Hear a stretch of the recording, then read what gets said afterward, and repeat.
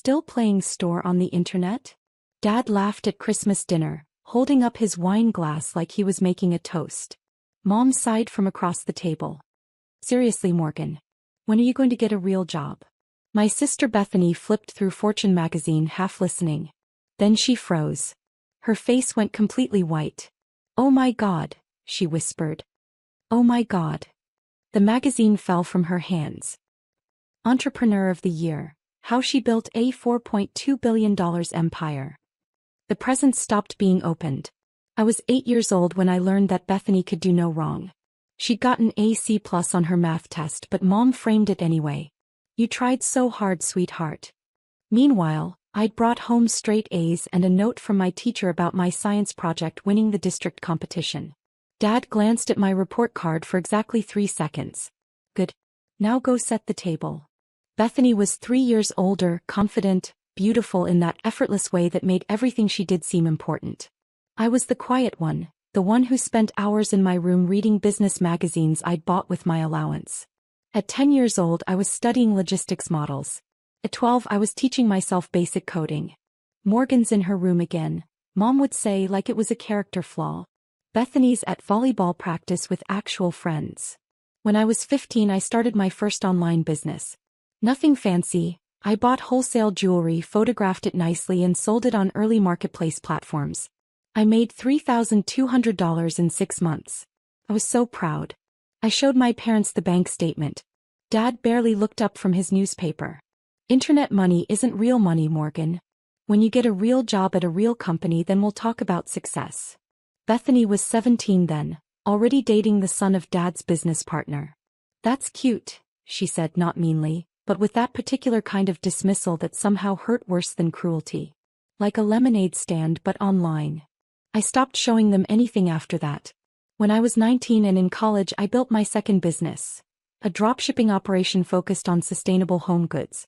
I worked from 6 a.m. to midnight most days, juggling classes and customer service and supplier negotiations. I made $47,000 in the first year. By year 2, I'd hit $180,000 in revenue. Meanwhile, Bethany graduated with a communications degree and immediately got hired at Dad's investment firm. Not because she'd applied. Because Dad created a position for her. Director of Client Relations, Mom announced at Sunday dinner, beaming. $65,000 a year to start. Can you believe it? I was sitting right there. My business had just cleared $200,000 in annual revenue. I was 21 years old. Nobody asked me anything. At 23, I sold that second business for $1.2 million. I didn't tell them. Instead, I took that money and built something bigger. I'd identified a massive gap in the market. Small businesses needed better inventory management software that didn't cost $50,000 per year or require a computer science degree to operate. I built it. Simple interface.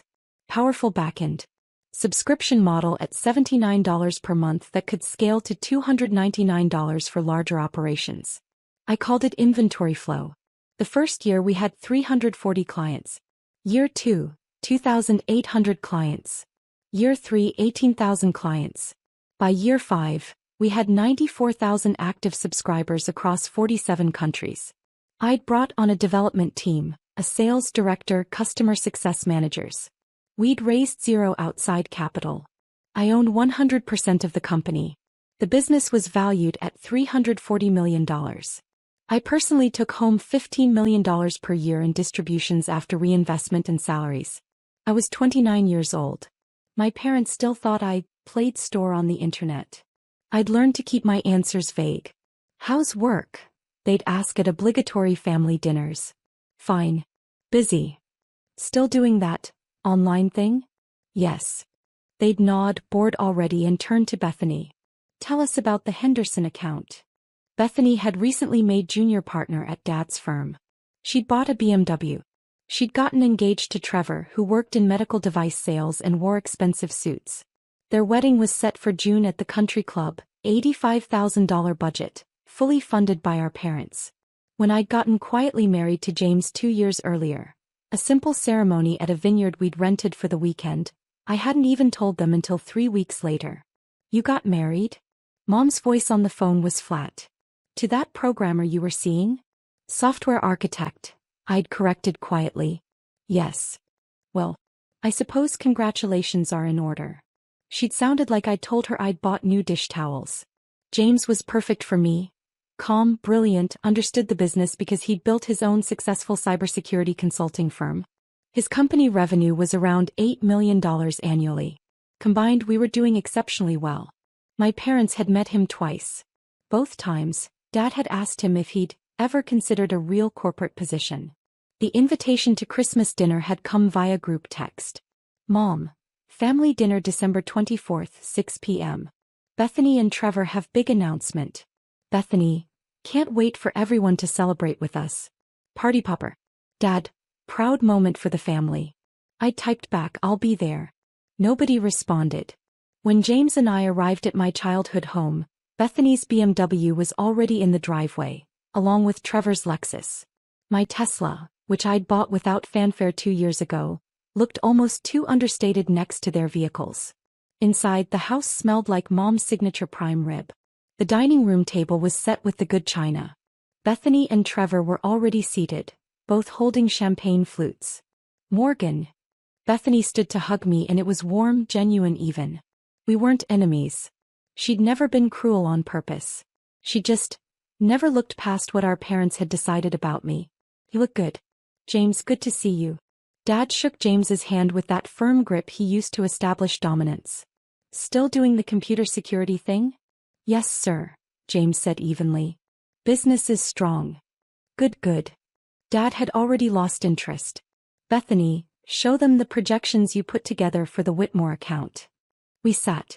Mom brought out appetizers, brie and crackers, shrimp cocktail, things I remembered from every holiday dinner growing up. So, Dad said once we'd all been served drinks. Your mother and I have some announcements tonight, and so do Bethany and Trevor. Bethany was glowing. We're pregnant. She put her hand on Trevor's. 12 weeks. Due in June. Mom actually had tears in her eyes. Our first grandchild. I smiled. Congratulations. That's wonderful. It was wonderful. I meant it. Bethany would be a good mother. And, Dad continued, we've decided to make Bethany full partner at the firm. Youngest partner in company history. She's earned it. Trevor raised his glass. To my brilliant wife. Everyone clinked glasses. James and I joined in. Then Dad turned to me almost as an afterthought. Still playing store on the internet, Morgan? He laughed. Not meanly. Just dismissively. Like he was asking if I still collected stamps. Mom sighed, that particular sigh that meant she was disappointed but trying to be supportive. Seriously, Morgan. When are you going to get a real job? You're 31 years old. Bethany's building a career, starting a family. You're still doing whatever it is you do all day. I set down my fork. I'm happy with my work. But what is it exactly? Trevor asked, genuinely curious. Like, do you sell things? Is it like Amazon? Software, I said simply. Business management software. Dad made a dismissive sound. Tech bubble stuff. Remember the dot-com crash? That's going to happen again. Real wealth is in real businesses. Asset management, real estate, tangible value. Bethany was flipping through a Fortune magazine she'd brought in from the living room. I was reading this earlier, she said. They have this feature about entrepreneurs under 40 who... She stopped. Her face drained of color. Beth. Trevor touched her arm. You okay? He was staring at the magazine. Her hands started trembling. Oh my God, she whispered. Then louder, oh my God. What they didn't know, what I'd never told them, was that inventory flow had exploded in the past 18 months. We'd been approached by 3 major venture capital firms offering to buy minority stakes at a $1.8 billion valuation. I turned them all down. Then a Fortune 500 logistics company had offered to acquire us for $4.2 billion in cash and stock. I'd accepted. The deal had closed 8 weeks ago. My payout, after taxes and setting aside funds for my team's bonuses, $2.8 billion. $2.8 billion. I'd kept the same team, stayed on as CEO for a 3-year transition period at a $15 million annual salary, and maintained creative control over product development. The acquisition had been featured in TechCrunch, Bloomberg, and the Wall Street Journal. Forbes had done a profile. And 3 weeks ago, Fortune had named me Entrepreneur of the Year for the under 40 category. The magazine issue had come out 2 days ago. James knew this moment was coming. We'd even discussed it in the car on the way over. They're going to find out eventually, he'd said. I know. You don't owe them a dramatic reveal. I know that too. But here we were. The business I'd built had started with that childhood fascination with logistics. I remembered being 12 watching a documentary about warehouse management and thinking, this is so inefficient. Someone should fix this. So I did. Inventory flow had started small. I'd coded the first version myself, working 16-hour days in our one-bedroom apartment. James had supported us on his salary while I took no income for the first 8 months. When we got our first paying client, a small bookstore in Oregon, I'd literally cried. By month 12, we had enough revenue for me to pay myself $40,000 a year. By month 18 I'd hired our first developer. By year 2 we had an office, just 1,200 square feet, but it was ours. The breakthrough came when a regional restaurant chain with 45 locations implemented our system and reduced their inventory waste by 34% in the first quarter.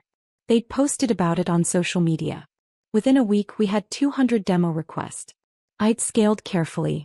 No flashy spending. No fancy office downtown. I'd kept our team lean, our burn rate low, our focus sharp. While other startups were burning through millions in VC funding on ping-pong tables and craft beer kegs, we were profitable from year 2 onward. The fortune I'd built wasn't from hype. It was from solving a real problem for real businesses and doing it better than anyone else.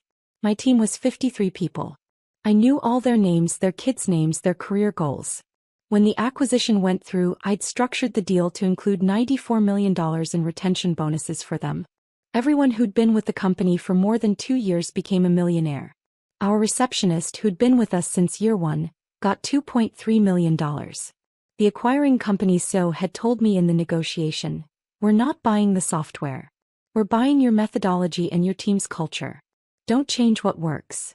I still drove the same Tesla. James and I still lived in the same house. Though it was a nice house, a $2.8 million property in a good neighborhood that we'd bought 18 months ago. I still wore simple clothes, still preferred reading to parties, still avoided attention. The fortune feature had been the first real public attention, and I'd only agreed to it because the exposure would help my team's next ventures.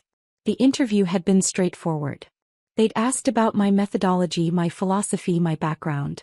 I'd mentioned growing up in a family that didn't understand what I did. The journalist had found that compelling. She titled her section of the piece, Building an Empire While No One Was Watching. The cover photo was professional but understated. Me in a black blazer standing in our office with the caption, Entrepreneur of the Year, How She Built a $4.2 billion empire. That magazine was now in Bethany's shaking hands. Entrepreneur of the Year, Bethany read aloud, her voice barely above a whisper. How She Built a $4.2 billion empire. He turned the magazine around. The cover photo was clear. Professional. Unmistakably me. Dad's fork clattered to his plate.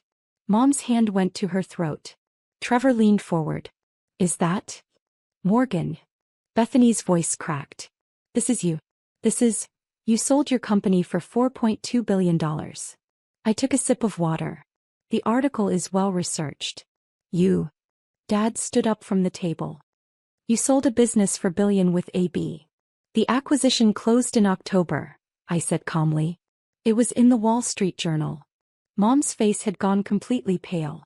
You're the Morgan Chin in this article. CEO of Inventory Flow, the revolutionary inventory management platform that's changing how businesses operate? Yes. Bethany was reading frantically now. Chin started the company 6 years ago with zero outside funding, building it into a juggernaut with 94,000 active subscribers across 47 countries. Her personal stake in the $4.2 billion acquisition, $2.8 billion. The room went completely silent. James quietly reached over and squeezed my hand under the table. Trevor broke the silence. $2 billion, $800 million? Before taxes, I corrected. Dad sat back down heavily. Why didn't you tell us? I looked at him evenly. You never asked. Every time you asked about my work, you called it playing store on the internet, or asked when I'd get a real job. But Mom's voice was faint. We thought it was just a hobby. It employed 53 people, I said. All of whom became millionaires when the deal closed. I structured the sale to prioritize their financial security. Bethany was still reading. Chin is known in Silicon Valley for her unconventional approach. No venture capital, no flashy spending, no press coverage until the acquisition was announced. She built her empire while working from a modest 3,200 square foot office and driving a 2020 Tesla. She looked up at me. You've been a billionaire for 2 months and you didn't say anything? Would you have believed me if I'd just told you? No one answered. Dad's face had gone from pale to red. This doesn't make sense. How could you? I'm in finance. I understand business. If you'd built something worth billions, we would have known. You would have known if you'd asked, I said quietly. Or if you'd read TechCrunch. Or Bloomberg. Or the Wall Street Journal. Or Forbes. The Forbes profile came out in September. Mom's hands were trembling. Morgan, we didn't know. I'm aware. Trevor was still processing. So when we were talking about Bethany's salary at the firm, you were making what exactly? My salary was $8 million annually before the acquisition, I said. Now it's $15 million for the next 3 years as part of the transition agreement. Dad's champagne glass slipped from his hand. It shattered on the hardwood floor. Nobody moved to clean it up. Bethany set the magazine down carefully like it might explode. The article says you funded a scholarship program for women in STEM. $50 million. $52 million. I corrected. It's administered through MIT and Stanford. We received 8,400 applications in the first cycle. Mom started crying. Not graceful tears. Actual sobbing. Why didn't you tell us? Why would you let us think? Think what? I asked, my voice still calm. That I was wasting my time? That I needed to get a real job? That Bethany was the successful one. That's not fair, Bethany said, but her voice was uncertain. Isn't it? I looked at her. You're a junior partner making $180,000 a year at Dad's firm. That's genuinely impressive. I'm proud of you. But at Christmas dinner 2 years ago, Dad spent 40 minutes explaining your promotion to everyone. When I mentioned I'd hired our 20th employee, he asked if I was finally going to become profitable. We didn't know, Dad said, but his voice had no strength behind it. No, I agreed. You didn't. Because you never asked. James spoke for the first time since the magazine appeared.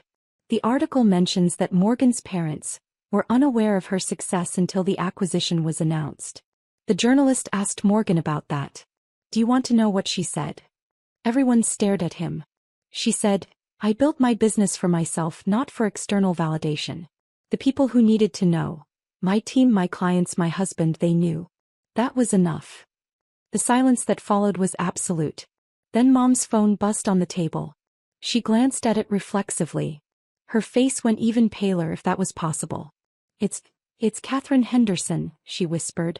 Catherine was one of Mom's closest friends, also from their country club circle. She's texting about. She's asking if the Morgan Chin in Fortune magazine is my daughter. Bethany's phone started buzzing too. Then Trevor's. Then Dad's. It's going viral, Trevor said, scrolling through his phone. There's a LinkedIn post with 40,000 likes. This is what real entrepreneurship looks like, building value quietly while everyone doubts you. Dad's phone rang. He looked at the screen. It's Richard Whitmore. One of his major clients. He answered. Richard, hello.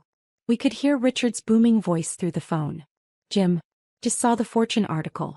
Your daughter. The Morgan Chin. Why didn't you tell me your daughter built Inventory Flow? We've been using their software for 3 years. Game changer for our operations. Dad's face cycled through several emotions. Yes, we're very proud. Proud?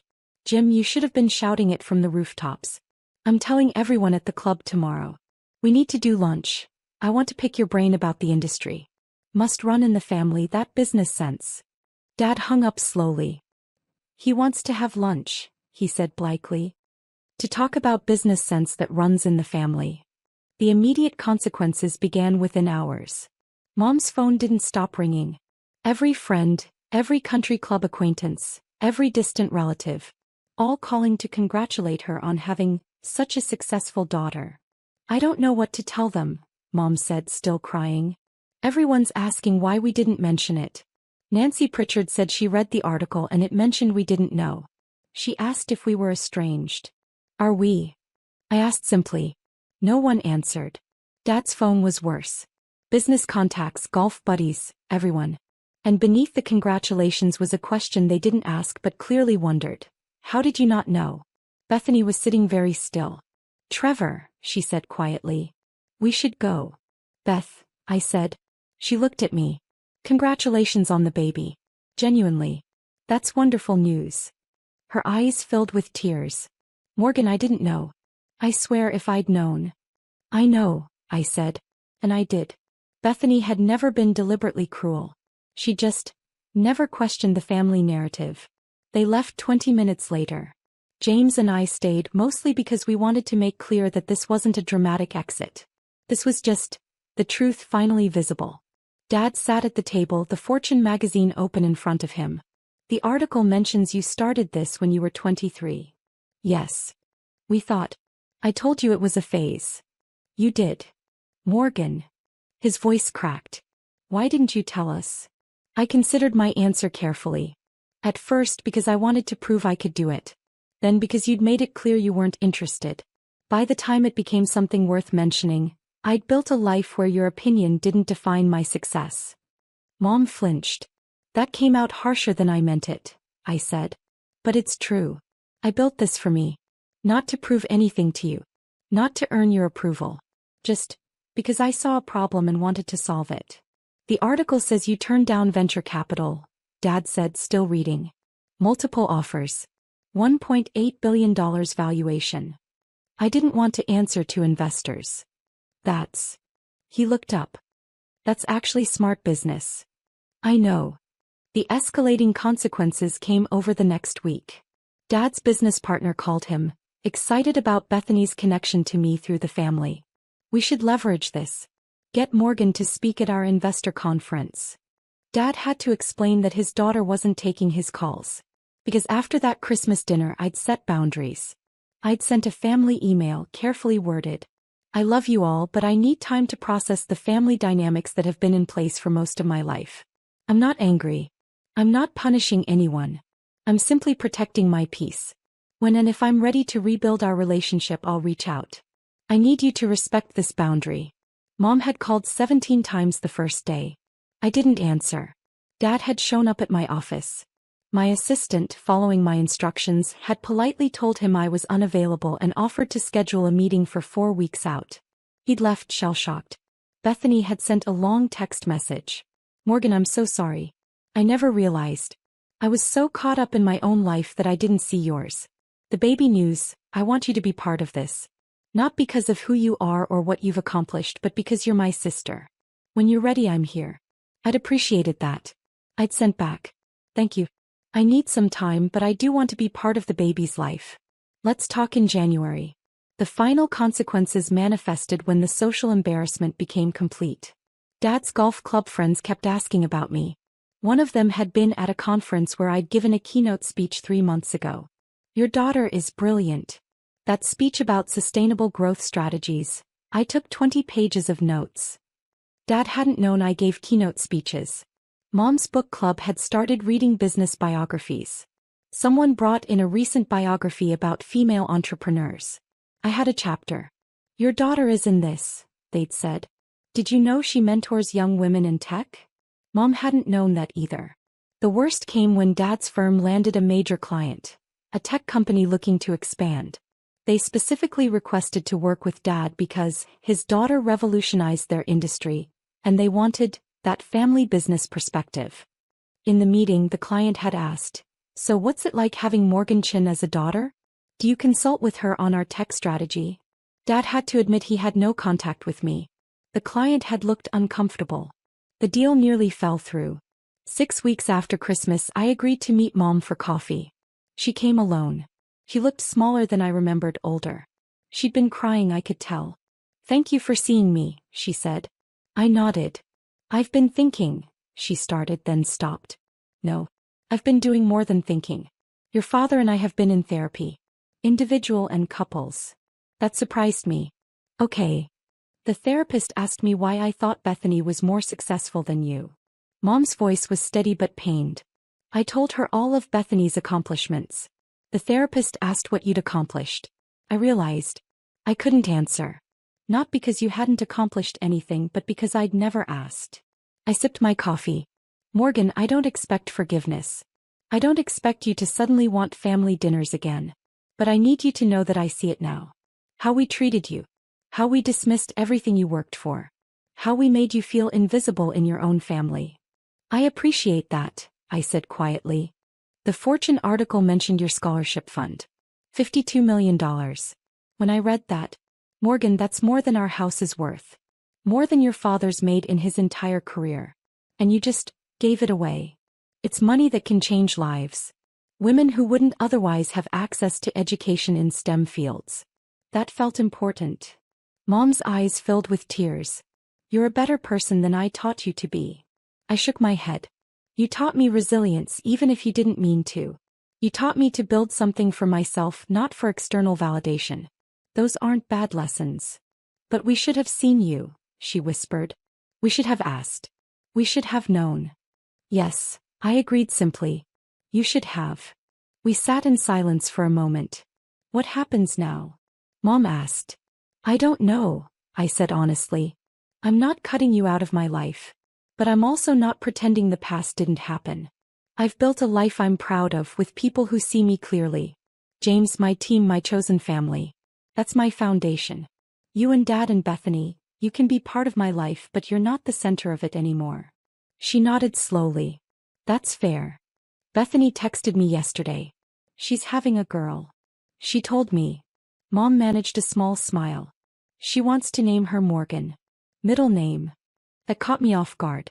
That's unexpected. She said she wants her daughter to grow up knowing that success isn't loud. That the most powerful people in the room are often the quietest. She said she wants her daughter to be like you. I felt something crack in my chest just a little. I'd like to be part of that, I said quietly. The baby's life. On my terms. Whatever terms you need, Mom said immediately. Morgan, we're going to do better. I know that sounds empty right now. But we're trying. I believed her. Not because I thought everything would magically fix itself but because I could see she meant it. 2 weeks later I had dinner with Bethany. She was showing now, glowing with pregnancy hormones and nervous energy. I'm really sorry, she said for the 50th time. I know. You've said that. But I mean it. I know that too. She twisted her napkin. I keep thinking about all the times I didn't ask about your work. All the times I just assumed you were doing okay, nothing special. I was so wrapped up in my own world. You were living your life. That's normal. But you're my sister. I am, I agreed. And you're going to be a mom. That's incredible, Beth. She smiled, tears in her eyes. I really do want you to be part of this. Aunt Morgan. Not because you're famous now but because you're my sister. And I'm really proud of you. I should have said that a long time ago. You're saying it now, I said. That counts. 3 months later I attended my niece's baby shower. Dad was there, quieter than usual, watching me with something like wonder. Mom was attentive without being overbearing. Bethany introduced me to her friends without mentioning fortune or money or business. Just, this is my sister, Morgan. It felt like a beginning. Not a reset. You can't erase 31 years of family dynamics. But a beginning. I left the shower early. I had a board meeting the next morning, and James and I drove home through the evening traffic. That was good, he said. It was, I agreed. Think it'll stick? The changes? I don't know. But I'm not waiting around to find out. I've got a life to live. He smiled. Billionaire CEO by day, auntie by weekend? Something like that. My phone buzzed. A text from Bethany. Thank you for coming. Meant everything. I texted back. Wouldn't have missed it. Love you. And I meant it. Because here's what I'd learned. Success wasn't about proving anything to anyone. It wasn't about the moment they finally saw you. It was about building something meaningful while no one was watching, and then, when they finally noticed, being secure enough in yourself that their validation or lack thereof didn't define you. I'd built a $4.2 billion empire in the quiet spaces of my life, while my family focused elsewhere. The revelation hadn't changed who I was. It had just forced them to see what had always been there. And now, driving home with my husband, with a niece on the way and a company I loved still innovating, still growing, I realized I didn't need their approval anymore. I had something better. I had myself.